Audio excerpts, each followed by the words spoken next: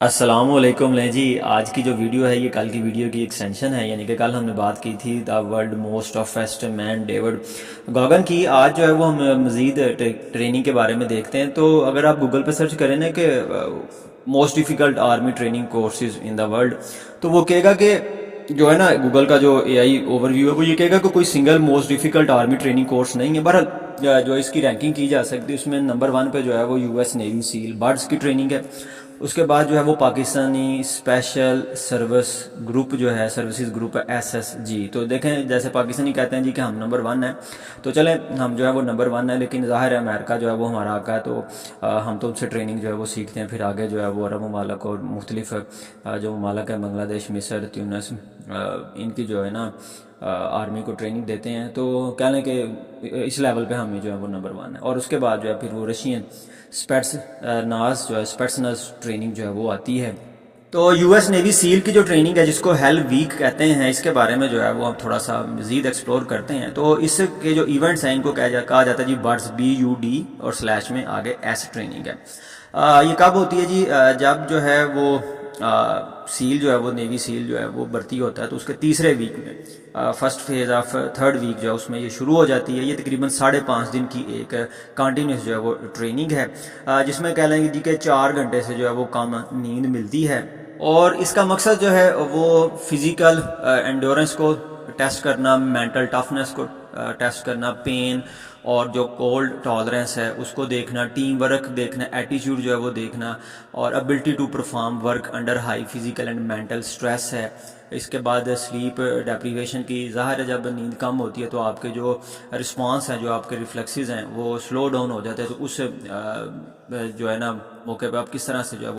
اور statistical data یہ کہتا ہے جی کہ صرف 25% جو سیل کینڈیڈیٹس ہیں وہ اس کو پورا کر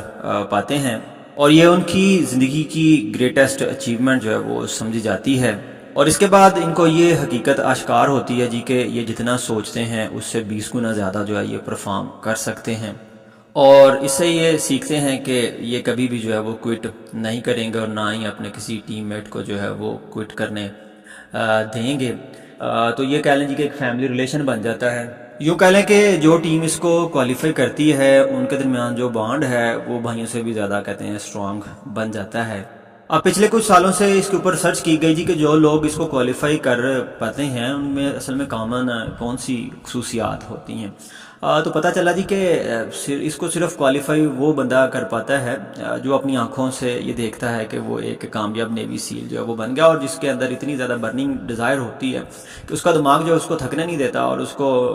ہمیشہ بیک اپ دیتا رہتا ہے کہ وہ یہ کر سکتا ہے اور اس کو یہ کرنا ہی ہے ہر حال میں۔ یعنی کہ وہ فاسٹ رنر، فاسٹ سوئمر جو ہے وہ چاہے نہ ہو، لیکن اس کی ول پاور اتنی زیادہ ہونی چاہیے، اس کی کمٹمنٹ اتنی زیادہ ہونی چاہیے کہ اگر اس نے کہا کہ یس آئی کین ڈو تو اس کو جو ہے وہ ڈو اور ڈائی کرنا ہی ہے۔ اب یہ جو ٹریننگ ہے جی یہ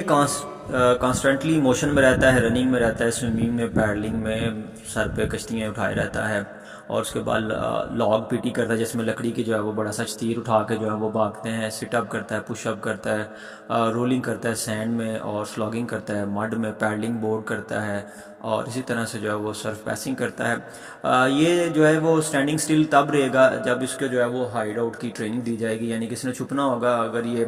نظر آئے گا تو اس کا جو انسٹرکٹر ہے وہ ظاہر اس کو فائر مارے گا تو اس نے وہ اس فائر سے بچنا ہے، تو یہ تب تک جو ہے وہ سٹینڈ اور سٹل رہے گا ایمبوش ٹریننگ کے دوران بس، نہیں تو یہ لگاتار جو ہے وہ 5.5 دن اس نے موو ہی کرنا ہے۔ اور مین جو پرابلم اس میں آتی ہے وہ جی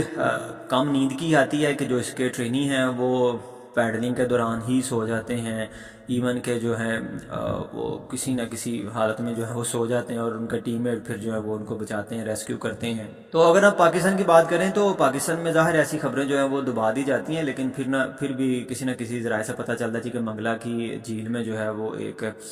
نوجوان جو ریکروٹ تھا، ٹرینی تھا، وہ ڈوب کے مر گیا، اور اسی طرح سے جو ہے وہ کوئی لانگ ریس تھی، میراتھن تھی، ٹرائیتھلان تھی، اس میں جو ہے وہ ریکروٹ کو ہارٹ اٹیک ہوا اور وہ بھی جو ہے وہ جہاں بحق ہو گیا۔ حالانکہ میڈیکل پرسنل جو ہیں وہ ساتھ ان کے ہوتے ہیں، ایمرجنسی سچویشن میں بھی ساتھ ہوتے ہیں، لیکن ظاہر ہے بعض دفعہ جو ہے وہ تھوڑی سی بھی دیری جو ہے